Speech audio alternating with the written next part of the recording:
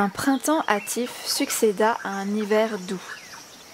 Ah, comme j'aimais admirer le paysage, le plateau s'étendant entre la Saskatchewan et la rivière Bataille, semblable à un tapis de velours verdoyant. Et les collines, si luxuriantes après des mois de monotone blancheur hivernale. J'étais parfaitement heureuse dans ma petite maison. Je n'avais absolument rien à craindre des Indiens, car ils étaient doux, et ils avaient l'habitude de venir nous visiter à tout moment, recevant toujours une tasse de thé avant de repartir. La situation s'est maintenue ainsi jusqu'à la fin d'avril, alors qu'on entendit des rumeurs de famine, colportées par des voyageurs venus des 4 coins des territoires. La condition des Indiens était devenue déplorable en raison de la disparition du bison.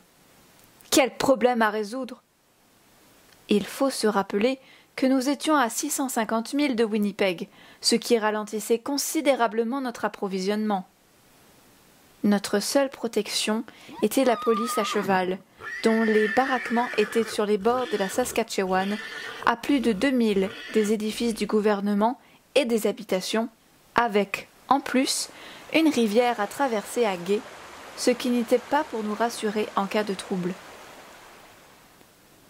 Le matin et le soir, quand on trayait les vaches, les Indiens accouraient avec de grands plats pour rapporter du lait à leurs enfants.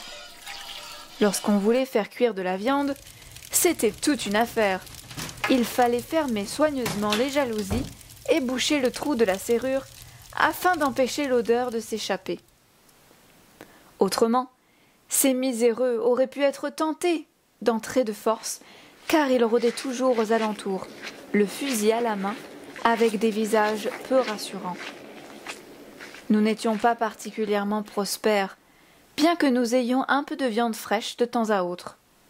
Nous subsistions de légumes et de champignons. Un jour, mon mari invita un vieil Indien à goûter à ces champignons. Il en fit un fricot appétissant. Mais il choisit malencontreusement ce moment pour avertir l'Indien d'être prudent lorsqu'il en ramasserait, car plusieurs étaient poison. À peine le mot avait-il été lâché que le vieil homme s'enfuit à la hâte pour ne plus jamais revenir.